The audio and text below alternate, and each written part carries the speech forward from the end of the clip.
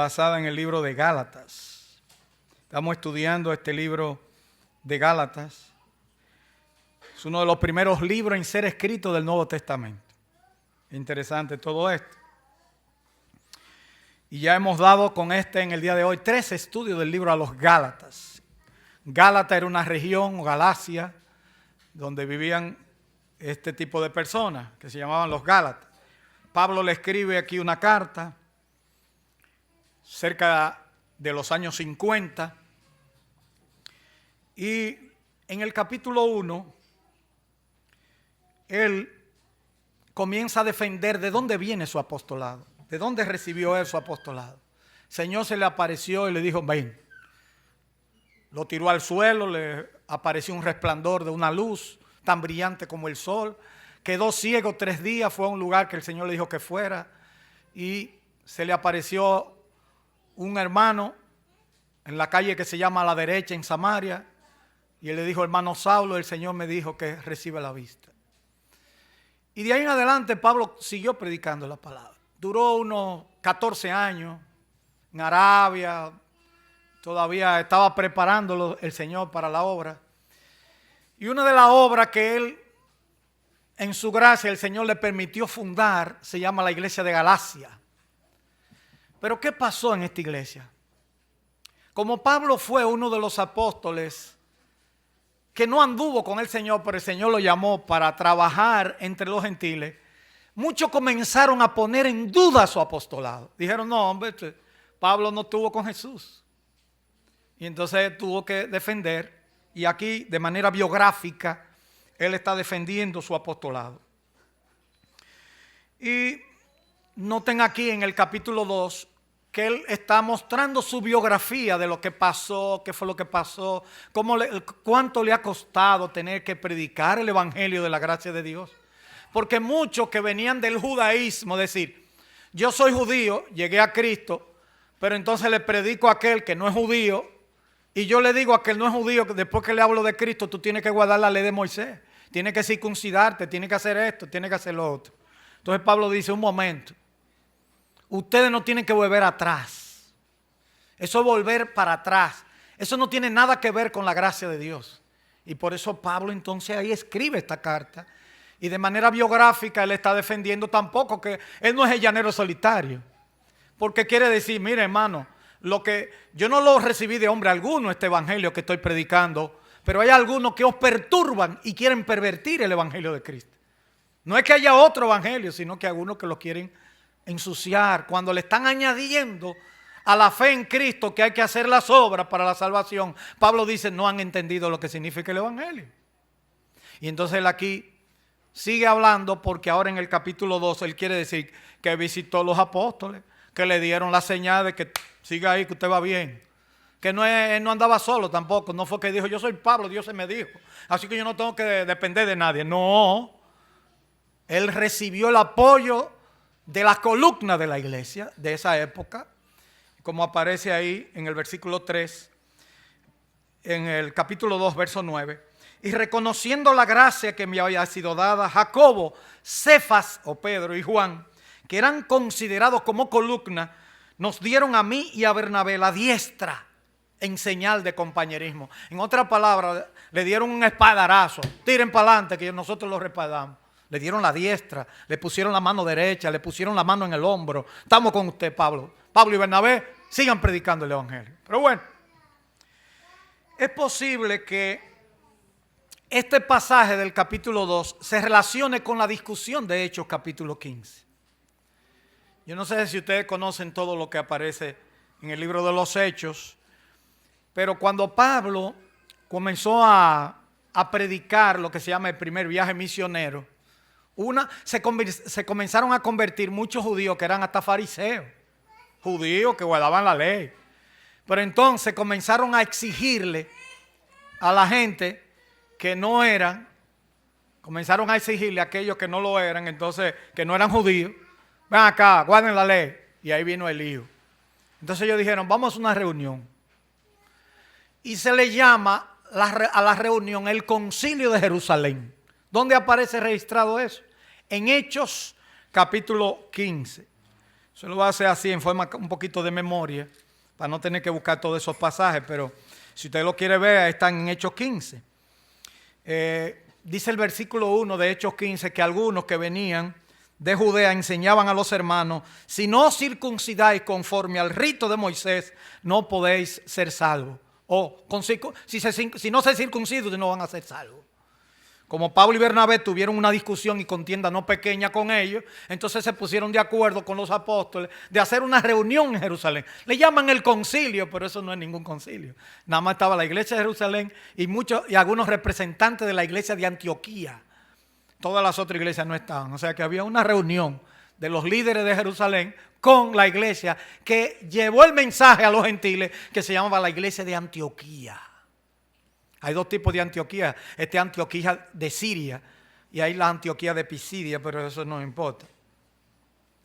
¿Qué pasa? Cuando van a Jerusalén, se pone la discusión. Dice el versículo 6, se reunieron los apóstoles y los ancianos para conocer este asunto. Y después de mucha discusión, Pedro se levantó y le dijo: varones hermanos, vosotros sabéis como ya hace algún tiempo que Dios escogió que los gentiles oyesen por mi boca la palabra del evangelio y creyesen. Pedro dijo: yo fui el primero que prediqué. Antes que Pablo y Bernabé, yo fui el primero. ¿Dónde fue? A la casa de Cornelio, un centurión de la compañía llamada La Italiana. Le predicó y era un hombre que era romano, no era judío. Entonces dice: yo sé que el Señor está haciendo la obra entre los gentiles. Ahora entonces, en ese contexto viene este capítulo. Posiblemente la respuesta de que le dieron apoyo, de que estaban ahí, fue porque en realidad eso tiene que ver con Hechos capítulo 15. ¿Qué hicieron al final? Que hicieron una carta y dijeron: bueno, solamente se abstengan de ahogado, de fornicación. La palabra fornicación no era que los cristianos sí podían y los judíos no. Eso es un tipo de fornicación, de mezcla y entre otras cosas. De ahogado en sangre, de comer animales con la sangre y cosas así. Por un asunto de... Ahí se ponen los gentiles como si fueran los fuertes y los judíos los débiles. Porque es por ello, para que no se sienten ni se escandalicen. Bueno. Dice el versículo 1 del capítulo 2 de Gálatas: después, pasado 14 años, subí otra vez a Jerusalén con Bernabé, llevando también conmigo a Tito.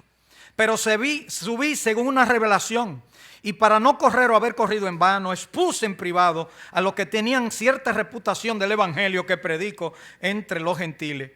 Mas ni aun Tito, que estaba conmigo, con todo y ser griego, fue obligado a circuncidarse. Y esto a pesar de los falsos hermanos. O sea que aún Tito, que no era judío, nadie pudo decirle circuncídate, pero habían unos que estaban acechando. Y Pablo le llama falsos hermanos. De manera que la propuesta para hoy es la siguiente.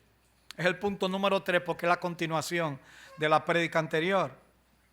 La prédica de Pablo estaba aprobada por los apóstoles de dos formas: en su encuentro en Jerusalén y su encuentro con Pedro en Antioquía. Y el último punto, que sería el cuarto, la verdad defendida. En su encuentro en Jerusalén, como ustedes ven aquí, uno ve alguna relación con el 1.18, porque el 1.18 dice: después, pasado 3 años, subí a Jerusalén para ver a Pedro y permanecí con él 15 días. Entonces uno ve alguna relación con el 2.1 que dice: pasado 14 años después. Esa palabra después posiblemente se esté refiriendo o 14 años después del acontecimiento anterior, pero no cuadraría en fecha, porque el concilio de Jerusalén se celebró más o menos en el 49. Y si Pablo más o menos estaba hablando de unos años, la verdad es que hay una situación para poder fecharlo correctamente. Pero la idea es que él va cronológicamente diciendo los años que van pasando. Y él dice que fue allá. Y muchos ven correlación con el versículo 18. Y muchos ven que, porque hay dos contextos. Pablo fue a Jerusalén, que no está aquí contado, en otra ocasión. En Hechos, por ejemplo, capítulo 4, versículo 36, también fue. Y fue cuando Bernabé vendió sus bienes, porque la gente nada más habla de Ananí y Zafira. ¿Ustedes se acuerdan que Ananí y Zafira murieron porque hablaron mentiras? Pero antes que Ananí y Zafira, Bernabé vendió su casa en Chipre, Y todo su bien y lo dio a la iglesia de Jerusalén. Y había una hambruna importante. Jerusalén tenía problemas, una hambruna y necesidades. Y los hermanos estaban recolectando. Y ustedes se dan cuenta por el contexto que todavía es como un mandato de que hay que ocuparse de aquellos que están en necesidad. Tito era prueba viva de lo que significaba eso y que no eran requisitos previos ni componentes necesarios de la salvación, porque Tito, que aunque era griego, no era porque había obligado a circuncidarse. Al abstenerse de obligar a Tito que se circuncidara, los apóstoles verificaron el rechazo de la iglesia de la doctrina de los judaizantes. O sea, porque había como una mezcolanza. Yo soy judío, tú tienes que practicar el judaísmo, pero yo no soy judío. Y ahí viene la discusión. Hasta hoy en día todavía hay mucha gente que guardan el sábado, porque ellos piensan que son judíos. Entonces ellos dicen que hay que guardar toda la ley, incluyendo los días. El único mandamiento que no se registra para la iglesia en el Nuevo Testamento es el sábado. Pero después todos de los 10 mandamientos, que son las leyes morales, se fusionan en todas las leyes del Nuevo Testamento. La verdad es que hay que ver esto como una situación de libertad y esclavitud. ¿Sabe que a la epístola a los Gálatas se le llama la epístola de la libertad cristiana? ¿Por qué? Porque te dice a ti, usted no tiene por qué, usted no está sujeto a la ley. Usted sabe que la ley tenía muchos mandamientos. Yo no estoy hablando de la ley moral. La ley moral es para todos los tiempos, porque nadie puede incumplir esas leyes de no honrar a Dios, de no amar a tu prójimo. Nadie puede incumplir eso. Ahora, recuerden que los judíos dividían la ley de dos formas, en la ley moral y la ley ceremonial. Entonces la ley moral tenía los 10 mandamientos, pero la ley ceremonial tenía 613 mandamientos. Entonces ellos la habían calculado, la habían contado, tenían todo. Pero eso incluía hasta lavarse la mano, ceremonia, haciendo cosas. Si tenía la menstruación, si paría un muchacho, todo, había unas leyes sanitarias grandísimas. ¿Qué sucede? Que ellos aquí querían que los gentiles guardaran la ley y entonces ahí viene la situación. Por eso hay que tomar en cuenta este pasaje de la próxima. La próxima diapositiva. Ahí está. Gálatas 5:1 dice: estad pues firmes en la libertad con que Cristo nos hizo libres, y no os sujetéis de nuevo al yugo de esclavitud. Porque vosotros, hermanos, a libertad habéis sido llamados, solamente que no uséis la libertad como ocasión para la carne, sino por amor, servíos los unos a los otros. A los Gálatas se le llama la epístola de la libertad, porque te hace una distinción clara entre lo que significa vivir por fe y en lo que significa vivir por fe, pero querer guardar la ley de Moisés con todo su parafernalia. No la parte moral, sino todo lo que significa la ley. Y esa es la parte que queremos reseñar. En este versículo, cuando uno va leyendo el capítulo 2, versículo 5 dice: a los cuales, dice Pablo, los que estaban acechando a ver qué iban a decir, ni por un momento accedimos a someternos para que la verdad del evangelio permaneciese con vosotros. Porque el evangelio no es que tú guardes esto, guardes lo otro, no, eso no es evangelio. El evangelio es creer en Cristo. Esa es la realidad del evangelio. Y ahí viene entonces el versículo 6, cuando habla de los que tenían reputación. Y Pablo dice: a mí no me importa la reputación, pero los que tenían cierta reputación, versículo 6, pero de los que tenían reputación de ser algo, lo que hayan sido en otro tiempo, nada me importa. Dios no hace acepción de personas. A mí pues lo de reputación, nada nuevo me comunicaron. O sea, dice Pablo, a mí no me dijeron nada nuevo. El evangelio sigue siendo el evangelio. Antes, por el contrario, como vieron que me había sido encomendado el evangelio de la incircuncisión, como a Pedro de la circuncisión, ustedes saben que a Pablo y Bernabé le dijeron: váyanse ustedes a los que no son judíos. Pero Pedro se quedó en el contexto judío. Entonces de ahí se divide entre el evangelio de la circuncisión, es decir, a los judíos que son circuncidados, que es una circuncisión para los más jóvenes. Los judíos, de manera ritual, Dios hizo un pacto con Abraham de que nunca le iba a faltar. Pero le dijo que había una señal en los varones, que tenían al 8º día de nacido, tenían que cortarse la piel que les sobra del pene, se llama prepucio, y eso es lo que se llama circuncisión. Entonces, como los judíos practican la circuncisión, a Pedro se le dio el evangelio de la circuncisión, y a Pablo y a Bernabé el de la incircuncisión. Entonces hay una distinción clara entre uno y otro, pero eso son cosas que no tenían que cumplir aquellos que no eran judíos. Ese es el meollo del asunto. Dice Pablo aquí, como se ve en este versículo 6, nunca se sintió superior ni inferior a los demás apóstoles. Y usted al estudiar el Nuevo Testamento se puede dar cuenta que la autoridad no viene de los cargos o títulos, tanto bíblicos o humanos, sino que vienen de la aprobación de Dios. Esto se amplía más en los versículos siguientes. Versículo 7 dice, antes por el contrario, como vieron que me había sido encomendado el evangelio de la incircuncisión, o sea, a los que no son judíos, como a Pedro en la circuncisión, o sea, los que son judíos, pues el que actuó en Pedro para el apostolado de la circuncisión, actuó también en mí para con los gentiles.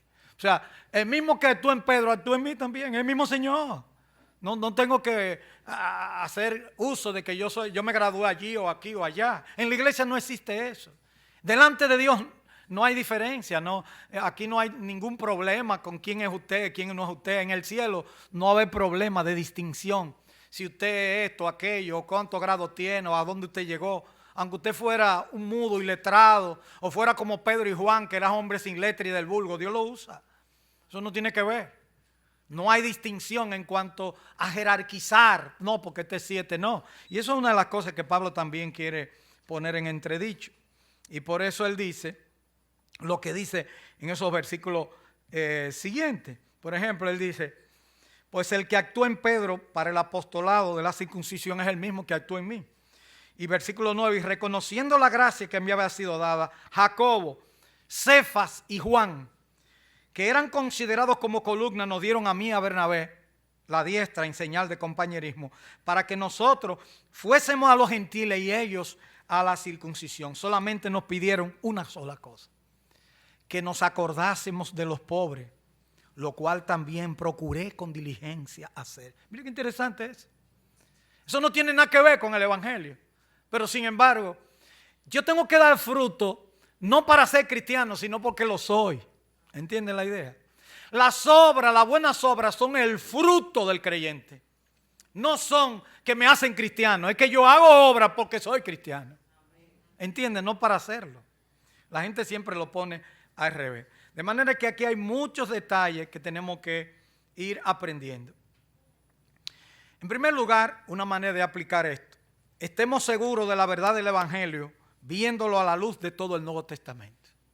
Como dice, ¿cuál es el evangelio? 1 Corintios 15, que Cristo murió por nuestros pecados, conforme a las Escrituras, que fue sepultado y resucitó al tercer día, conforme a las Escrituras. Ese es el evangelio. ¿Qué es el evangelio? Romanos dice claramente, Romanos 3:23, por cuanto todos pecaron, están destituidos de la gloria de Dios. Y en Romanos 3:24 dice, concluimos pues que el hombre, y 28, que el hombre no es justificado por la ley, sino por la fe en Cristo. De manera que por las obras de la ley nadie será justificado. Y entonces Pablo concluye este capítulo con todo eso, que lo vamos a ver más adelante, pues vamos a ir poco a poco. Otra aclaración o otra aplicación. Noten que Pablo tenía buena comunión con los apóstoles que fueron antes que él. Porque alguien pudiera decir que Pablo privaba en llanero solitario, que es lo que se cree, anda solo predicando el evangelio. No. Cuando Pablo comenzó a predicar el evangelio a los gentiles, ¿quién fue que lo fue a buscar? Bernabé lo fue a buscar. Bernabé lo fue a buscar y lo zanqueó por allá lejísimo, cerca de donde nació, en Tarso. Y lo llevó de nuevo. Y lo llevó para que lo ayudara. Y después que lo ayudó fue de bendición. Y en una lista que aparece en Hechos capítulo 3, se escogen 2 gentes para ir a predicar a todos los pueblos conocidos, o sea, lo que se llama el Medio Oriente o el Asia Menor, como le dicen otros la geografía. Y ahí Pablo y Bernabé se fueron a predicar con más ayudantes. Estaba Juan Marcos, ahí después se agrega Sila en el segundo viaje misionero, y así sucesivamente. Lucas, el que escribe la carta, también andaba en los viajes. Y ahí es que se conocen como los viajes misioneros. Pablo no salió con un carnet que decía evangelista y nadie me dice nada, no, él salió respaldado por una iglesia que se llamaba la iglesia de Antioquía. Hay mucha gente por ahí que dicen, ¿y usted dónde es? No, yo soy evangelista. ¿Y quién es su iglesia? No, yo soy independiente. Eso no se puede. Tiene que tener un respaldo de una iglesia que esté detrás. Si no, busca un respaldo de una iglesia como tal.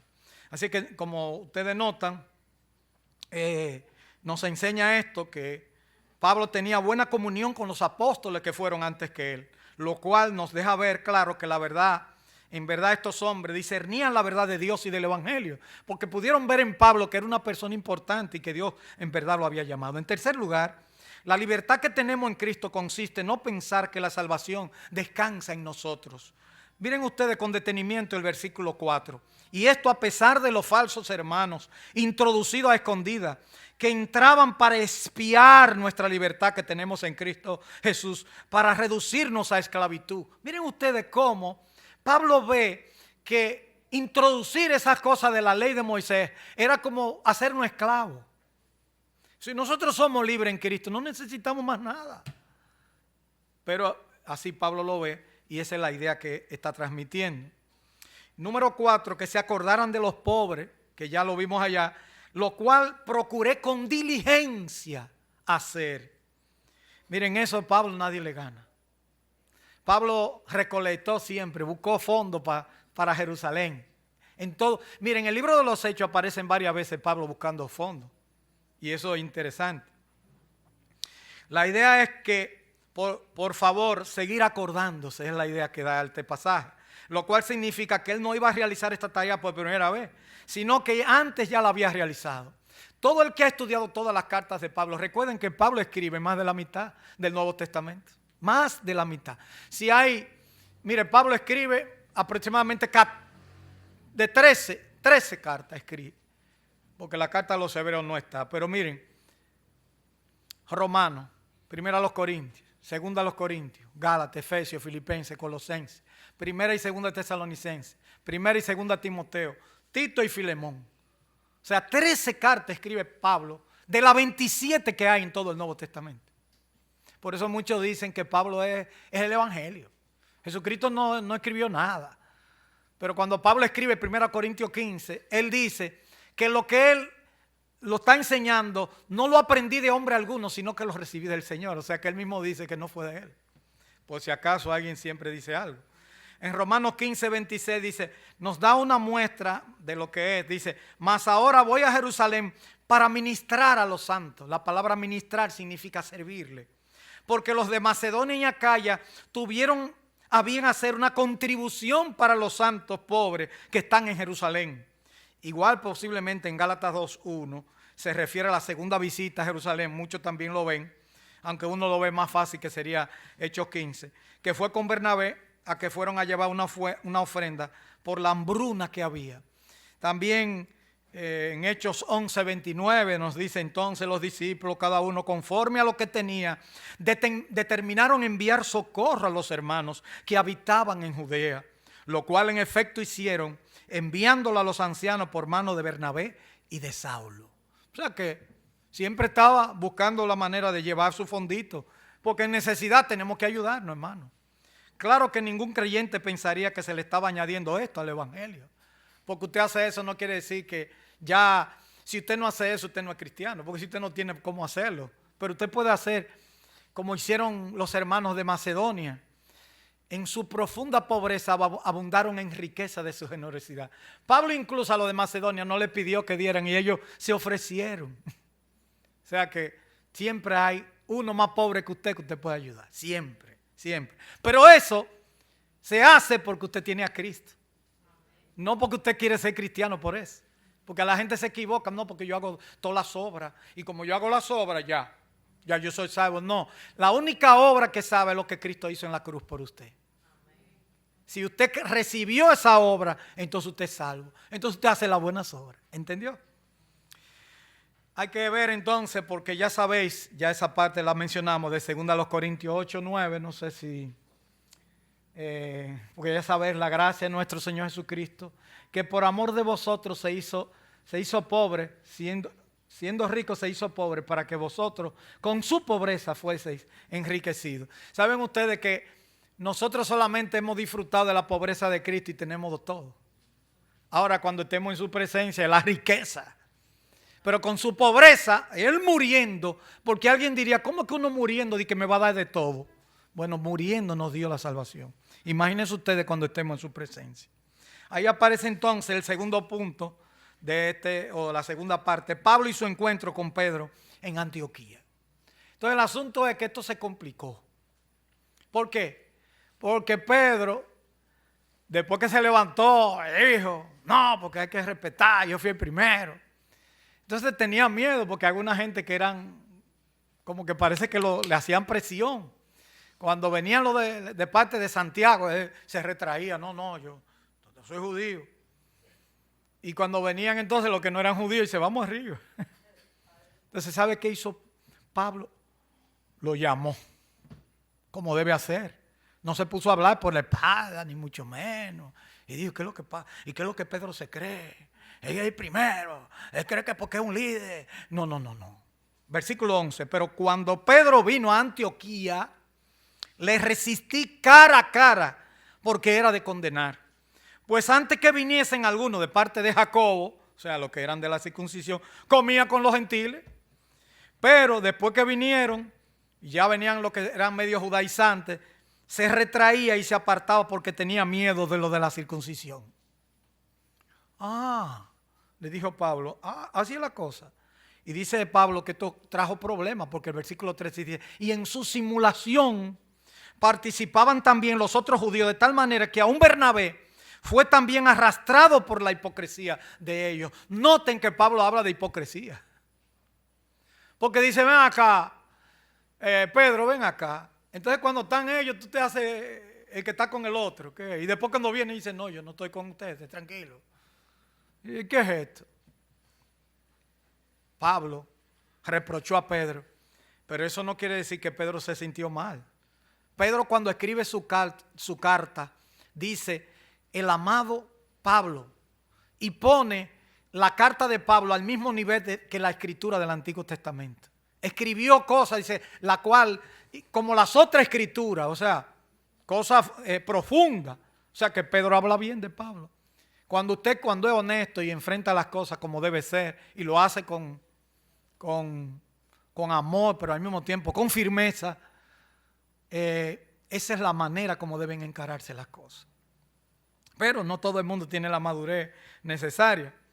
Es posible que la verdadera razón por la que Pedro se apartaba era por miedo a los de la circuncisión. Y debemos tener cuidado del miedo a los hombres más que el temor a Dios. Hay gente que le tiene mucho miedo a los hombres. Ay, ¿qué van a decir? ¿Qué va a decir fulano? ¿Y qué va a decir sultán? ¿Y qué va a decir Dios de lo que tú estás haciendo? El miedo a los hombres hoy en día a veces es más grande que el miedo a Dios. Por eso Jesucristo le dijo a sus discípulos, no temáis a los que matan el cuerpo y nada más pueden hacer. Oye, me pueden matar casi nada. Dice, pero no teman a eso, teman a aquel que puede tomar tu alma y tu cuerpo y echarlo en el infierno. Que Dios sí puede hacerlo. Los demás pueden matarte el cuerpo, pero más de ahí no pueden hacer. Pero el Señor puede echarte también al infierno y matarte también. Las dos cosas. Entonces, con razón dice Salomón en los Proverbios, el temor del hombre pondrá lazo, mas el que confía en Jehová será exaltado. Yo pienso que eso se puede dar en las iglesias. Nosotros aquí hacemos que la gente, si quiere venir, que venga voluntariamente. Pero no tenemos que ponerle una camisa atrás y una ametralladora. Hay gente que así que son, como cristianos. No vienen a la iglesia, sino casi llamando. ¿Y qué? ¿Cuándo tú vienes? ¿Y por qué tú no viniste? Y que usted tiene que venir porque es una responsabilidad que usted entiende por la palabra de Dios. Pero no tiene que ser obligado porque porque me va a decir fulano es pastor, esto y aquello. No, usted tiene que venir porque usted quiere adorar a Dios. Piensen que Dios es más importante que todo lo que estamos aquí. Y a eso es que usted viene aquí. Pero lamentablemente la gente a veces entiende más con eso, que tú le pongas presión. Ellos no entienden que es por amor que tú le dices, hermano, vamos arriba. No te desanimes, no te aflojes, echa para adelante, no te dejes de congregar. La palabra lo dice. Cuando uno se deja de congregarse se enfría y ahí pierde después el deseo de orar, pierde el deseo de estar en comunión con los hermanos. Pero tiene que ser voluntario por tu deseo hacia Dios. No puede ser porque tú temas a alguien que te va a preguntar por qué no viniste. ¿Entiendes lo que quiero decir? Estamos viendo muchos creyentes hoy en día que prefieren estar bien con los hombres y descuidar la palabra de Dios. Tengamos cuidado sabiendo que Dios nos está vigilando y sobre todo que podríamos dar una imagen falsa del evangelio, mostrando una conducta de doble sentido. ¿Qué es lo que significa doble sentido? Lo que Pablo le dijo a Bernabé: usted está actuando con hipocresía. Es verdad que a nosotros los cristianos nos dicen hipócritas. Siempre los medios de comunicación, los locutores dicen: no, porque estos son unos hipócritas. Y yo he pensado, digo, yo algún día, si me dicen no, porque los cristianos son hipócritas, y yo tengo un micrófono así en la mano y estoy en la televisión. Entonces, que a veces yo voy a la televisión. Yo he pensado muchas cosas que voy a decir. Pero usted sabe lo mejor que yo he pensado. Sí, es verdad, hay muchos hipócritas, incluyendo, tal vez uno ha actuado con hipocresía en muchas cosas. Pero al menos nosotros lo reconocemos. Ustedes no lo reconocen. Ya. Muchas veces uno ha actuado con hipocresía. Hemos presentado una cara que no es la correcta. Actuamos como un hermano que tenía una botella de whisky para los que no eran cristianos y una Biblia para los cristianos. Él decía que era hermano. Él, dependiendo quién viniera, sacaba. A veces se le traspapelaban ahí y sacaba una cosa por otra. El enfrentamiento aquí con Pedro se ve más fuerte en los versículos 13, y en su simulación participaban también los otros judíos. Y en el 14, pero cuando vi que no andaban rectamente conforme a la verdad del evangelio, dije a Pedro delante de todos: si tú, siendo judío, vives como los gentiles y no como judíos, ¿por qué obliga a los gentiles a judaizar? Si tú ya has entendido esto y lo sabes claro y sabes que eso no tiene importancia para los gentiles, ¿por qué estás haciendo simulaciones, doble sentido? Fue fuerte. Pablo aquí utiliza en el versículo 15 un término legal, cuando dice nosotros judíos de nacimiento y no pecadores de entre los gentiles. Es un término legal entre ellos.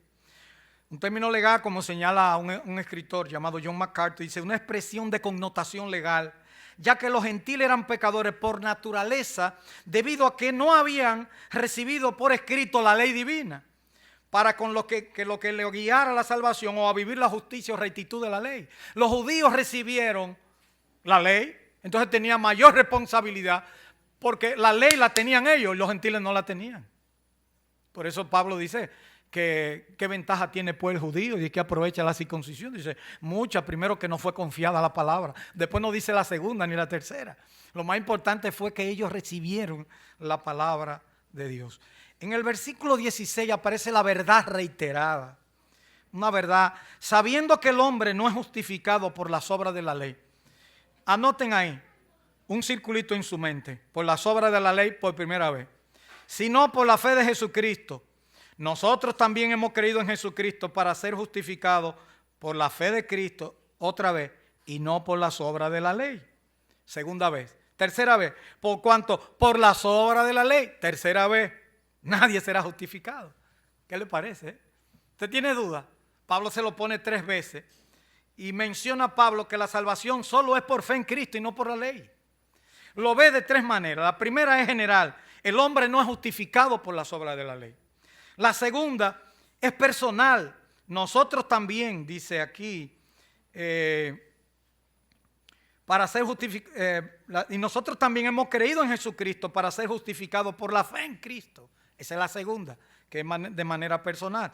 Y la tercera es universal, cuando dice, por cuanto por las obras de la ley nadie será justificado. ¿Usted tiene duda? Vean ese versículo.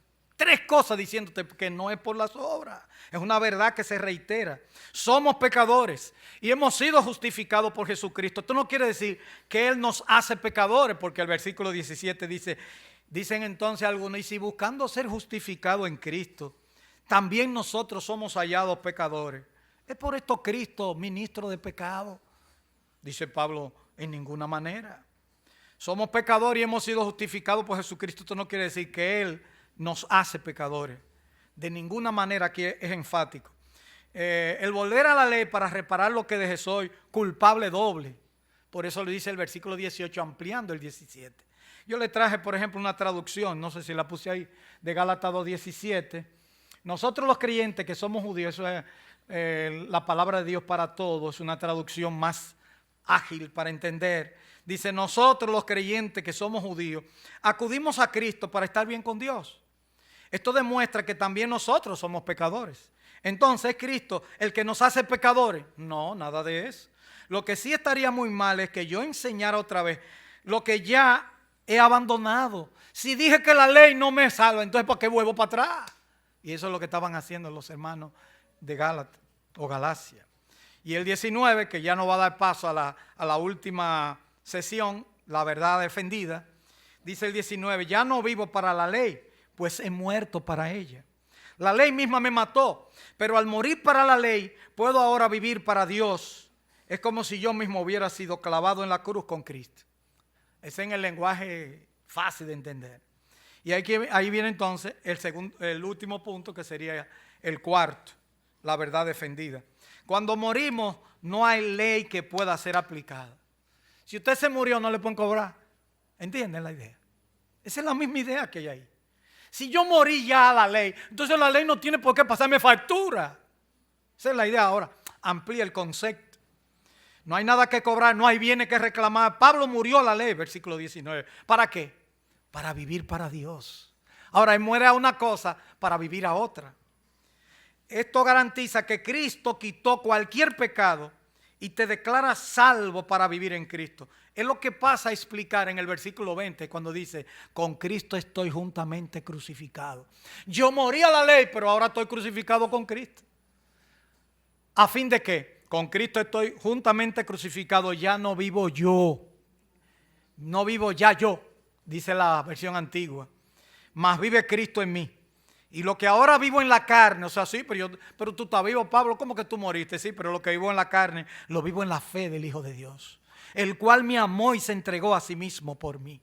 Y ahí pone el punto final de lo que nosotros estamos viniendo declarando, y él sigue declarando. El viejo hombre del creyente queda muerto después de haber sido crucificado con Cristo.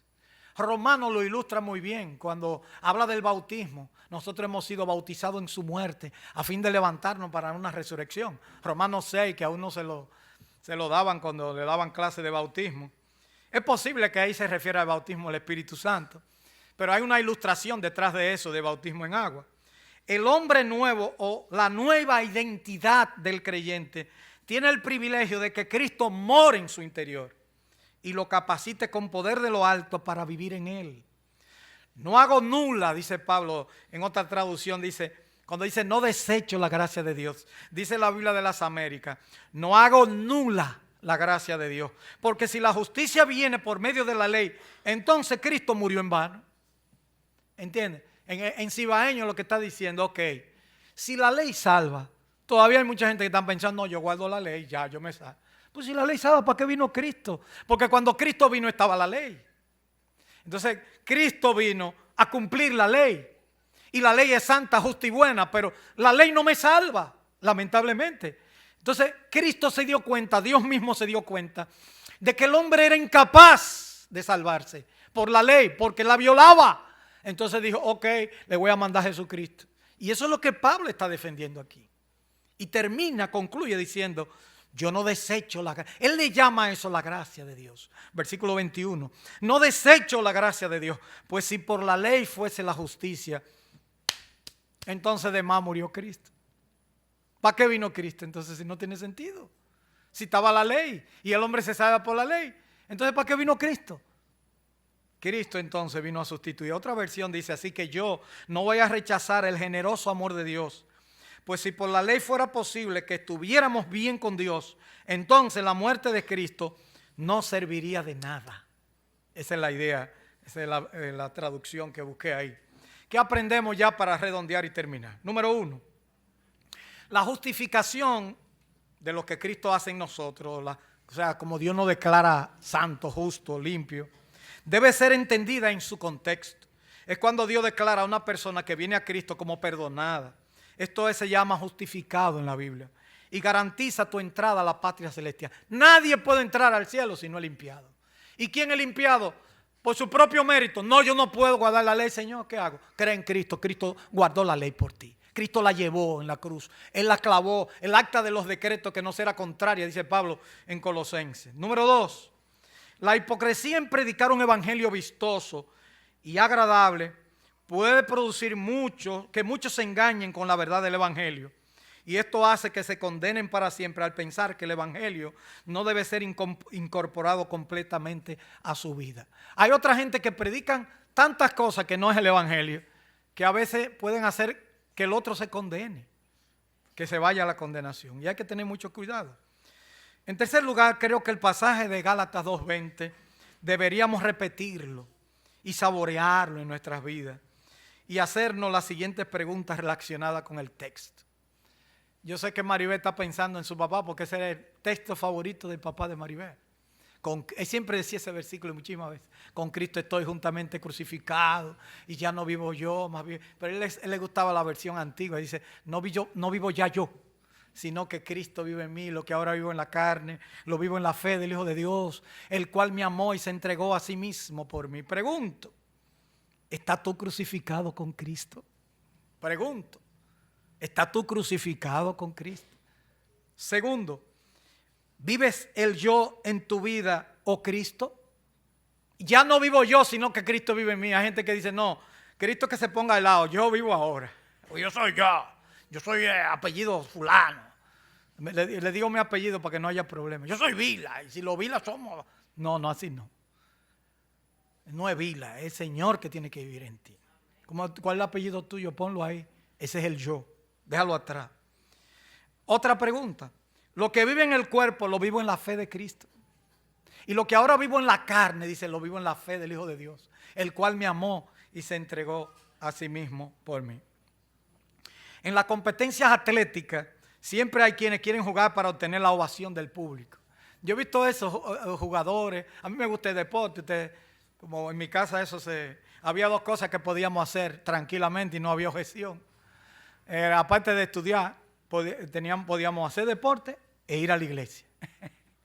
Nos criamos en un hogar cristiano. Mi papá no tenía problema, usted podía hacer todo el deporte que quisiera. A él le gustaba también el deporte. Pero uno se da cuenta que en el deporte hay aquellos que viven para el público. Y hasta pierden el control. Pues si el público no están ahí, ellos no se sienten. Por eso muchos dicen la NBA no es la misma cuando la pandemia, porque no hay público. Lo del play, lo de béisbol, decían no hay público, hay poca gente, no hay gritería, no hay voceadera, no hay nada, no es lo mismo. Pero hay que trabajar, hay que hacer el trabajo. A ellos les gusta escuchar su nombre, que lo griten con aprobación entusiasta por miles de aficionados. En la obra de Dios no es así. En la obra de Dios hay algunos que quieren que griten su nombre y que lo ovacionen, pero en la obra de Dios no es así. Lamentablemente para aquellos que piensan que es así. Tal vez nunca alcance la fama, pero buscarán la forma de lograr que las masas lo aplaudan por su gran ministerio para el Señor. Pero aquí usted no puede dejar que el yo sea que se vea. Usted tiene que dejar que Cristo sea el que se manifieste. Olvídese, hace mucho que yo lo aprendí. Eso de que, ustedes se dan cuenta que en la iglesia tratamos de que no digan el licenciado fulano de tal, que pase por aquí, el ingeniero. Porque en el cielo no va a haber problema de que el ingeniero, el licenciado, el doctor, nada de eso. Vaya practicando desde aquí. Porque allá no te van a decir, hay gente que ya se cambian el nombre, ya no se llaman Pedro, o Juan o Manuel, no. Doctor, licenciado, ingeniero. ¿Ya? Ese es su nombre. Eso no es nombre. Así que vaya practicando desde aquí, eso no tiene importancia. Que un pastor está bien, puede ser un pastor, pero no como un título tampoco, sino como uno que sirve para el Señor. Ahora hay que tener cuidado con aquellos que están esperando que lo ovacionen o que lo reconozcan, o está bien con la gente, porque Pablo se ganó un lío ahí con Pedro, porque ¿sabes lo que enfrentaba a Pedro? Y decirle, Pedro, ven acá. ¿Y qué tú estás haciendo? Adelante a la gente así. Y lo reprochó cara a cara. Porque era de condenar. Porque era necesario. Yo sé que no siempre hay que enrostrarle a la gente cara a cara. La Biblia no da pauta. Primero dice, ve estando tú y él solo. Y luego dice, busca 2 o 3 testigos. Y si te oyeren no hay problema. Y si no oyere, dilo a la iglesia, o sea, dilo de público. Tenemos pautas para que la gente entienda. Pero hay situaciones en que tenemos que hacer, denunciar eso, aunque no sea de agrado. Dios nos libre de una actitud del aplauso, de la fama, buscar el favor de los hombres. Como Pablo dice, ¿busco ahora el favor de los hombres o el de Dios? ¿O trato de agradar a los hombres? Si yo no seré siervo de Cristo, entonces no sirvo para nada. Ciertamente. Que el Señor nos bendiga en esta oportunidad.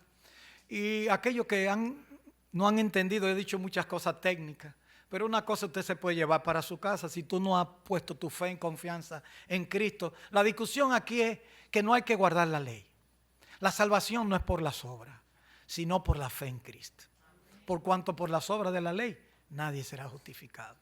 Como dice Pablo en otra palabra en Efesios capítulo 2, versículos 8 y 9, por gracia soy salvo, por medio de la fe.